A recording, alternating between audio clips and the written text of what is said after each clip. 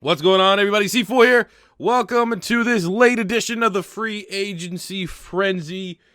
Hot takes, my opinions, my reviews. I was literally getting ready to go to bed, and then I saw the Le'Veon Bell news, which we knew was going to be announced around this time, so I was kind of prepared for it. But Le'Veon Bell has signed a 4-year, $52.5 million contract with the New York Jets, and didn't he turn down reports saying he turned down a $70 million last year with the Steelers? So now he's going to a far inferior team, I guess, on paper, if you're trying to compare the Pittsburgh Steelers to the New York Jets. Again, even in the later stages of the evening, it looks like another win for the Browns. It was always inevitable that he was going to leave the Steelers, but now he officially is not within the same division. And I actually think there was a little bit of murmurs and stuff that maybe Le'Veon was going to go to the Baltimore Ravens, staying there. Maybe he's trying to stick it to the Pittsburgh Steelers. But at least he's as far away from that division as humanly possible. And we got the Jets. We opened up today's videos with talking about C.J. Mosley and Anthony Barr. And I was like, all right, well, it's good gets for the defense. Anthony Barr didn't really make sense for the scheme that they're running at 3-4. That's a lot of money to be thrown around at linebackers. And I was kind of ended that video by saying, you know what? Anthony Barr might make things difficult to bring in Le'Veon Bell. Then after that video went up, a couple hours later, it basically came out that Anthony Barr went, nope, and went back to the Minnesota Vikings. So then it became more clear that, hey, the Jets are going to be legitimate contenders to bring in Le'Veon Bell, and they got him. So, we'll just start with the Steelers. The Steelers are an absolute project now to try to rebuild them. Ben Roethlisberger is the last man standing. There was friction in that locker room. I feel like, I don't necessarily know if there was really friction between him and Le'Veon Bell, but, if you just had to say, out of all three of those guys, which one would you want if you're a Steeler fan? Which one you'd want from a neutral standpoint? I'd probably have Big Ben at the bottom of that list because I know he's murmured retirement here and there. Give me AB, give me Le'Veon over Big Ben. But Big Ben's last one standing there. Obviously, you still got Juju Smith-Schuster, hoping for a bigger year from James Washington. They got pick number 20 in the first round. That's, they can go anywhere. They can go wide receiver if they want to stay on the offensive side. They can look at linebacker. They can look at cornerback. Things stuck for the Steelers, especially with the Browns apparently getting better by the second. The Browns got Sheldon Richardson at D-tackle, big get. They got Odell Beckham Jr., huge get. The rumors right now, if you just type in Earl Thomas on Twitter, is that he's going to go to the Browns. I'm kind of skeptical about that one.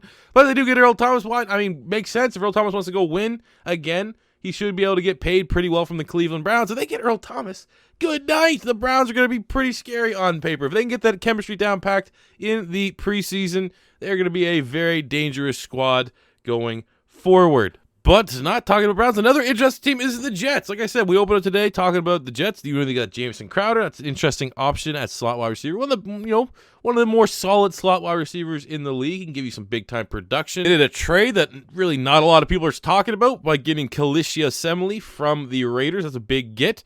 And then you obviously get C.J. Mosley, 5 years, $85 million. You get Henry Anderson, who was a productive defensive end. And then you throw on Le'Veon Bell. This is definitely a team on the up. It all started with how you need to understand these teams are going to try to build their squads. And I think what you're going to start to see is all these teams that think they have their franchise quarterback on that rookie deal, they're going to splurge within that very small window before it comes time to pay that quarterback, because you're going to assume and gamble that he is going to pan out and he is going to take a huge, huge salary, 4 or 5 years into his career. And that's what the Jets are doing right now. They understand that they think they have their guy, Mr. Sam Darnold. So now let's start throwing some cash around. It started with obviously the gaudy number they gave Trumaine Johnson last season, but you got some big contracts. Kalicia Semele, that's $10 million. You got Avery Williamson, that's $8 million. You got obviously all those other guys. I think they tendered Robbie Anderson. That's going to be, I think somewhat expensive. They probably have to hammer out a deal, long-term deal. They probably should. Great deep threat.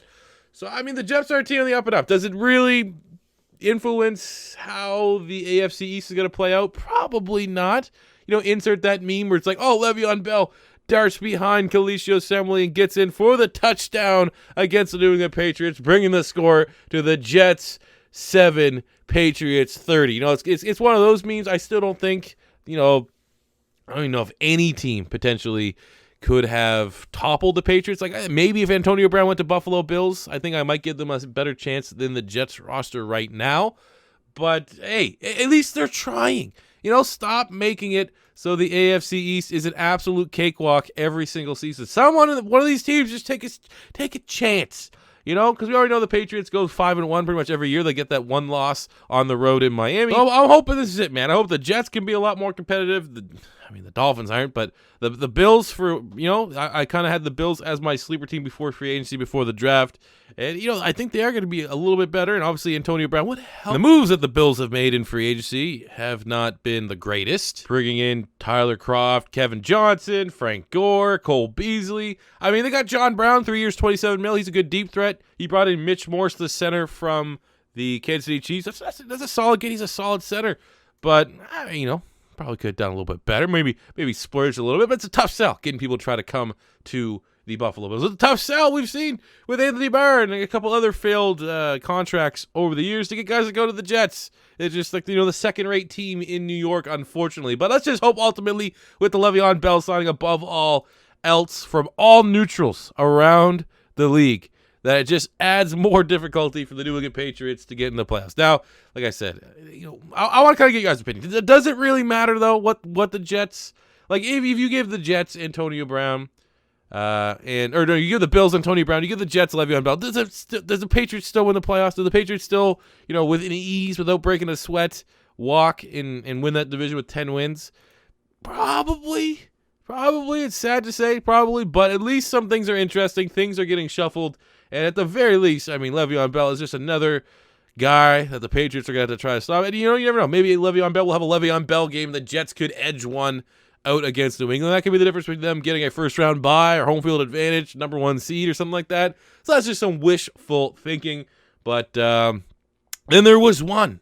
I mean, we never know for this offseason, the frenzy, if we're going to get another trade like Odell to the Browns. But at least in terms of free agent, we still are waiting on Mr. Earl Thomas, and we'll be back whenever that does happen. Hopefully it is tomorrow at some point. But we also, for tomorrow's videos, or this upcoming day, depending on when you're watching, it is already tomorrow where I'm recording this. It's 1:45 in the morning.